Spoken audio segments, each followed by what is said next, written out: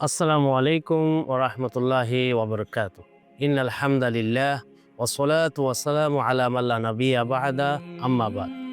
সুপ্রিয় দর্শক, দেশে বিদেশে যারা আমাদের সাথে রয়েছেন, চ্যানেল আল মানাহিলের পক্ষ থেকে আপনাদেরকে স্বাগতম। আজকে আমরা একটা বিষয় নিয়ে আলোচনা করব, সেটা হলো সিরাতে রাসূল। আমার বাম পাশে বসে আছেন আল মানাহিল ওয়েলফেয়ার ফাউন্ডেশনের সম্মানিত চেয়ারম্যান মাওলানা হেলাল উদ্দিন বিন জমির উদ্দিন। আজকে আলোচক হিসাবে উপস্থিত আছেন আন্তর্জাতিক ইসলামী বিশ্ববিদ্যালয়ের সম্মানিত প্রফেসর ডক্টর নাজমুল হক নদভী হাফিজাহুল্লাহ তাআলা। আমি সম্মানিত আজকের অতিথি এর কাছে জানতে চাই যে মহানবী সাল্লাল্লাহু আলাইহি ওয়াসাল্লাম আমাদের আদর্শ, সেই হিসাবে মহানবী সাল্লাল্লাহু আলাইহি ওয়াসাল্লামের অনুসরণ আমাদেরকে অবশ্যই করতে হবে এবং এ ব্যাপারে বিশেষ করে সিরত অধ্যয়ন, সিরত চর্চার গুরুত্বের ব্যাপারে আমরা আপনার কাছ থেকে কিছু গুরুত্বপূর্ণ আলোচনা শুনতে চাই। বিসমিল্লাহির রহমানির রহিম। চ্যানেল আল মানাহিল কর্তৃক আজকের এই অনুষ্ঠানে প্রথমে আমি কৃতজ্ঞতা প্রকাশ করছি যারা আমাকে এই অনুষ্ঠানে অংশগ্রহণ করার জন্য আমন্ত্রণ করেছেন, এবং একটা গুরুত্বপূর্ণ বিষয় নিয়ে আমরা আলোচনার জন্য এখানে এসেছি।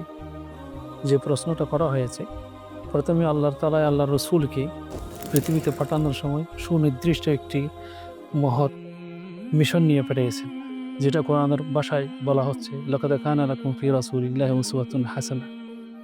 এই আয়াতের সেই যে মাহাত্ম্য, এই আলোকে পৃথিবীর মধ্যে কিয়ামতের পূর্ব মুহূর্ত পর্যন্ত যতগুলো মুসলমান বা মানব জাতি, মানব সন্তান পৃথিবীতে আসবে, তাদের সবার জীবনে রয়েছে আল্লাহ রসুলের একটি আদর্শ।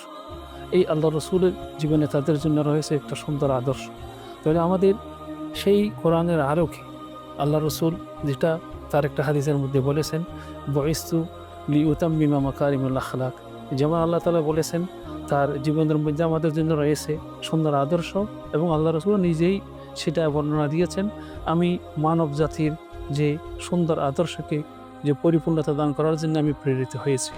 তো আল্লাহ রসুলের পুরো জীবন আমরা যদি কি ভাগ করতে যাই, আল্লাহ রসুলের নবুয়ত প্রাপ্তির পরে এবং নবুয়ত প্রাপ্তির পূর্বে, দুটার মধ্যে রয়েছে আমাদের যে আদর্শ। আল্লাহ রসুলের নবুয়ত প্রাপ্তির পূর্বে যে জীবন 40 বছর পর্যন্ত ছিলেন, তিনি সেই তার সমাজের মধ্যে আমিন এবং সত্যবাদী হিসেবে পরিচিতি ছিলেন। সেই কোরাইশদের যে অন্ধকার যুগে পর্যন্ত, যে তারা আল্লাহ রসুলকে ছাড়া কোনো সিদ্ধান্ত তারা গ্রহণ করতেন না, তাদের মূল্যবান বিষয়গুলো, মূল্যবান বস্তুগুলো আল্লাহ রসুলের কাছে আমানত রাখতেন। কিন্তু যখন 40 বছর পর তিনি যখন নবুয়ত প্রাপ্ত হলেন, সাথে সাথেই তারা আল্লাহ রসুলকে অস্বীকার করে বসতেন। যেই ব্যক্তি তার সমাজে, তার জাতির মধ্যে 40টা বছর পর্যন্ত আমিন এবং সত্যবাদী হিসেবে প্রমাণিত এবং প্রতিষ্ঠিত ছিল, তিনিই হয়ে গেছেন তাদের কাছে এখন একজন ভিলেন।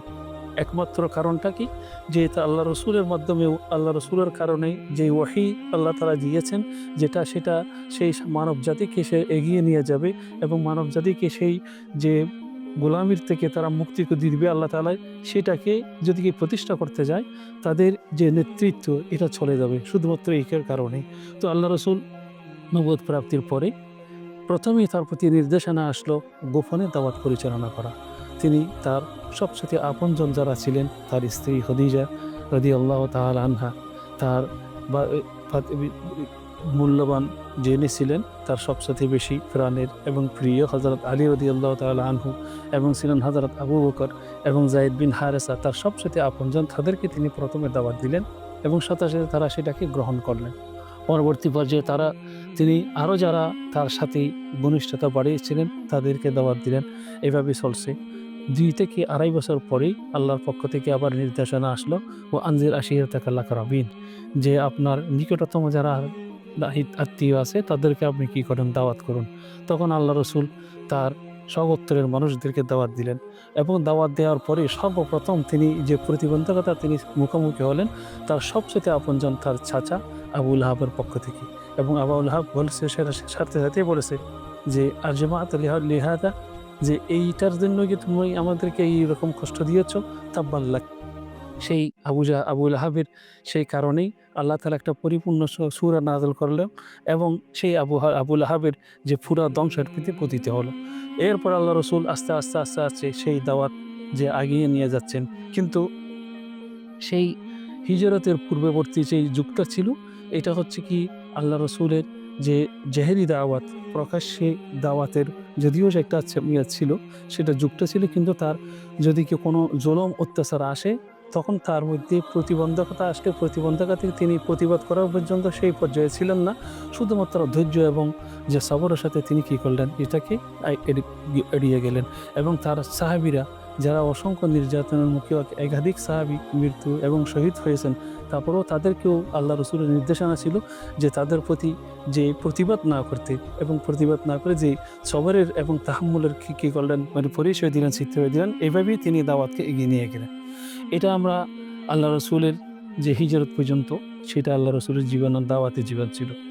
এরপরে যখন আল্লাহ রসুল তাদের নির্যাতনে সেই ঠিকতে না পারে, আল্লাহ তাআলার পক্ষ থেকে যখন হিজরতের জন্য নির্দেশনা আসলো, তখন তিনি রাতের অন্ধকারে যে তার সবচেয়ে প্রিয় সাহাবী যিনি ছিলেন হযরত আবু বকর সিদ্দিক রাদিয়াল্লাহু তাআলা আনহু, তাকে নিয়ে মক্কা থেকে তিনি বের হয়ে গেলেন। মক্কা থেকে বের হওয়ার সময় তিনি বলতেছেন যে আমার কাছে সবচেয়ে প্রিয় স্থান হচ্ছে মক্কা নগরী, কিন্তু তার প্রতিবেশীরা আমাকে সহ্য করতে পারতেছে না, সে কারণে আমি বাধ্য হয়ে যাচ্ছে এবং আল্লাহর নির্দেশে। এবং আল্লাহ রসুল মদিনায় যাওয়ার পর ছোট্ট পরিসরে হলো একটা তিনি কী করলেন, রাষ্ট্র প্রতিষ্ঠা করলেন।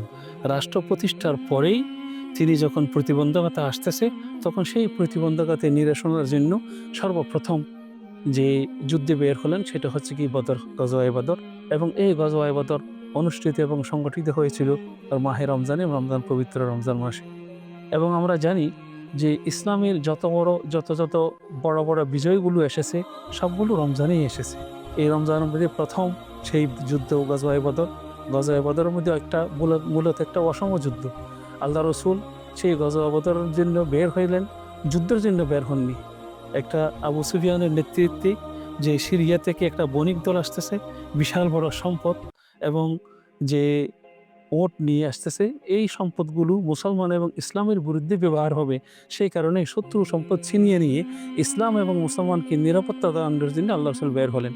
কিন্তু দুর্ভাগ্যবশত সেই মুসলমানদের হাত থেকে সেই দলটা হাতছাড়া হয়ে যায় তখন, এবং সেটা যুদ্ধ অনিবার্য হয়ে পড়ে। তখন আল্লাহ রসুল বাধ্য হয়ে যুদ্ধে কী করলেন, মানে অবতরণ করলেন। যদিও আল্লাহ তাআলা আল্লাহ রসুলকে পরবর্তীতে যুদ্ধের নির্দেশনা দিয়েছে, উযিনা লিল্লাযীনা ইয়াকাতালুনা বিআন্নাহুম যুলিমু ওয়া ইন্নাল্লাহা আলা নাসরিহিম লাকাদির। এবং আল্লাহ তাআলা আল্লাহ রসুলকে ওয়াদা দিয়েছিলেন, ওয়াইয ইয়াইদুকুমুল্লাহু ইহদাত তায়িফাতাইনি আন্নাহা লাকুম ওয়া তাওয়াদ্দুনা আন্না গায়রা যাতিশ শাওকা। যে দুইটা দল, একটা আবু সুফিয়ানের সেই বণিক দল, আর একটা আছে আবু জেহেলের নেতৃত্বে যারা মুসলমানদেরকে নিরসন করার জন্য যুদ্ধের দল। এই দুই দলের মধ্যে আল্লাহ তাআলা বলছেন তোমাকে একটা দল অর্থাৎ একটা বিজয় আমি দিব। যখন আবু সুফিয়ানের নেতৃত্বে যেই বণিক দল সেটা যখন হাতছাড়া হয়ে গেছে, তখন আল্লাহ রসুল নিশ্চিত হলেন যে আবু জেহেলের নেতৃত্বে যেই যুদ্ধের দল আসতেছে এটা অবশ্যই আমি কি করব, মানে জয়ী হব এটার মধ্যে। এবং আল্লাহ তাআলার সেই ওয়াদা রক্ষা করলেন। এবং এই শুধুমাত্র আল্লাহর ওয়াদার মধ্যে আল্লাহ রসুল বসে থাকেননি, এবং আল্লাহর কাছে মানে আন্তরিকভাবে দোয়া করলেন, এবং তিনি বললেন যে আল্লাহুম্মা ইন তুহলিক হাযিহিল ইসাবা লান তু'বাদা আবাদান ফিল আরদ। 313 জনের ছোট্ট দলকে যদি আজকে আপনি এখানে বদর প্রান্তরে ধ্বংস করে দেন, পৃথিবীতে আর কখনো তোমার ইবাদত করা হবে না।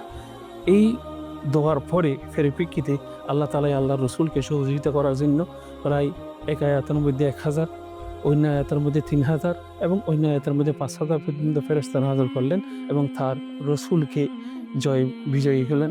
এবং এটা হচ্ছে কি এমন একটা বিজয় যে 313 জনের বিরুদ্ধে ছিল, তাদের বিরোধী পক্ষ প্রায় 1000-1000-এর বিরুদ্ধে 313 জনের জয়ী। এটা একটা ভূমিধস জয়ী, এবং যেখানে ওই শত্রু পক্ষের 70 জন হত্যা হয়েছে এবং 70 জন বন্দী হয়েছিল। সেই বন্দীদের সাথে কি ব্যবহার করা হবে, আল্লাহ রসুলের সেই আদর্শ আবার সামনে আসছে।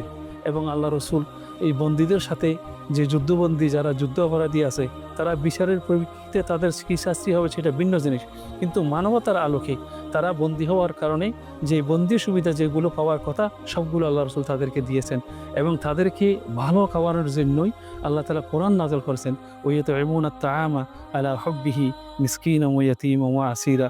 এবং সমগ্র মানব জাতির ইতিহাসে এটা একটা বিরল ঘটনা যে যুদ্ধবন্দীদের সাথে যে সুব্যবহার করা এবং তাদেরকে ভালো আপ্যায়ন করা, সেটা আল্লাহ রসুলই শিখিয়ে দিয়ে গেলেন আমাদেরকে।